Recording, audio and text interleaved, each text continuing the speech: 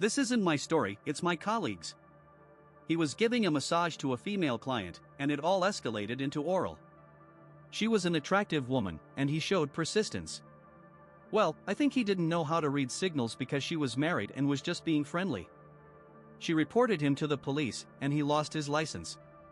This happened to my former friend, misinterpreting some signs or imagining signs in his head. He tried to intensify the massage by massaging her intimate area. The client stopped him and called the police. In the end, he was convicted of harassment. He was sentenced to a year of community service and practically lost everything in his life.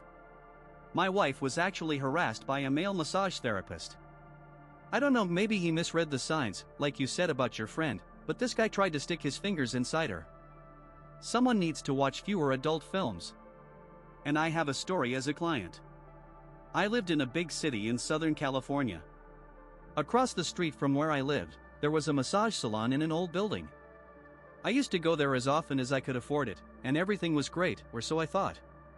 I had never had a massage before and thought that big baths, showers, champagne were normal since I had no point of reference. After each session, the ladies often asked if I wanted anything else or if I wanted to extend the session. Being very frugal, I always said, no, thank you. But the last time was different. She kept making me turn over, massaged my thigh muscles, let her fingers drift a bit, and asked if I wanted anything else. I shyly replied, no, I'm fine, thank you. After we finished, she again asked if I wanted anything else. I declined. A few weeks later, I was walking home from work, and the police were already on my street. As many of you probably guessed, they busted the place. It was a known brothel. I tiptoed home, worried they might come to arrest me, but fortunately, that didn't happen. Now, I'm a massage therapist. I worked in a gym, and a guy asked for a 30-minute massage on his legs and abs because he was a runner. Nothing unusual. So I finished massaging his legs and started on his abs. I pulled the sheet down to his hips so his abs were exposed. He was completely naked under the sheet, which isn't unusual, but men usually cover their privates while I work on their abs. He lifted his hand to scratch his nose, but when it came back down, he accidentally pulled the sheet down, exposing himself. It didn't bother me, I just pulled the sheet back over him and continued working. Then the sheet slipped again, and I covered him again and kept massaging. When it happened a third time, I tucked the sheet under his ribs and kept going without saying a word. He didn't try anything else after that. I finished the massage professionally and sent him on his way. Thankfully, he never came back. My mom is a massage therapist. She worked at several chiropractic offices. If you're a good worker and trustworthy, the owners give you keys so you can take clients on weekends. One time, I had to take a cab to her work while she was scheduled to massage a man. He was married and had recently moved to the US. He sent my mom some messages that made her doubt his intentions, but she thought maybe he just spoke poor English. She called me, asking me to come as soon as possible. Apparently, he had sent her a coded message that in the massage world signals it's heading toward intimacy. I arrived first. My mom tried to downplay it, saying maybe he didn't know what it meant, maybe she misunderstood. After all, he had a wife. Then the man came in with candy and flowers. He saw me sitting there, got confused, handed them to my mom, paid for the massage, threw me a sideways glance, and left. A guy I know ended up dating his massage therapist. After several sessions, she gave subtle hints, then messaged him saying he'd need to switch to another therapist. He was disappointed until she hinted that it was because they weren't allowed to date clients. A few weeks later. Also, for 15 years I've had 4 guys try to turn the massage into something more. It annoys me.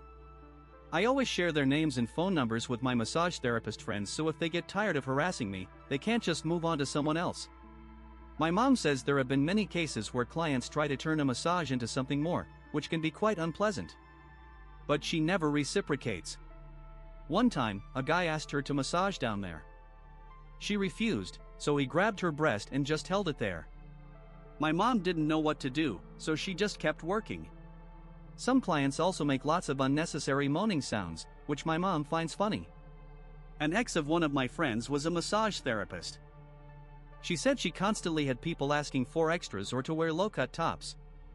Aren't there places in every big city for these kinds of requests? Why harass someone who could lose their job over it? I used to work at a massage salon in Florida, nothing special, I just did my job. We had some regulars, one of whom always asked for me. One day, during casual conversation while I was setting up, he mentioned he had recently divorced and that the marriage was very bad. Our massage place was not one of those with happy endings. He was a good-looking guy, maybe a 7 out of 10, good job, nice car, always tipped well. Toward the end of the massage, he asked if he could get something more. At first, I was confused and said he could always extend the session for an additional fee. He said, "No, I mean something exclusive." At that point, I realized what he meant and smiled.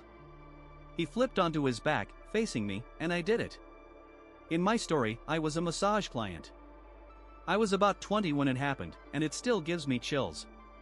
After a car accident, I was assigned a massage therapist to work on my shoulder, nothing else, just the arm and shoulder. I arrived at the session and saw a very young guy waiting. I asked if I could keep my clothes on below the waist, he said I should be in my underwear. I already felt weird but agreed. I was lying on the table as he massaged my back, then lower back. I already felt uncomfortable. Then he pulled down my underwear. His hands were strong and oily, and he slid them right between my buttocks. Oh my god, it was almost the end of the session, and it didn't last long, but I was so shocked I froze. I got dressed, went to the front desk, and canceled all future appointments. I didn't report the incident when the receptionist asked what went wrong, because the older ladies loved this guy. I just said I wouldn't give him another chance. My wife's sister had a male client who, after a session, started pleasuring himself when she left the room so he could dress. She returned to find the massage table covered and a bunch of tissues used to clean it up. The salon then ordered all tissues and towels to be removed from the room whenever this client came back. When he returned, my wife called the front desk, and 2 girls came in and removed everything from the room.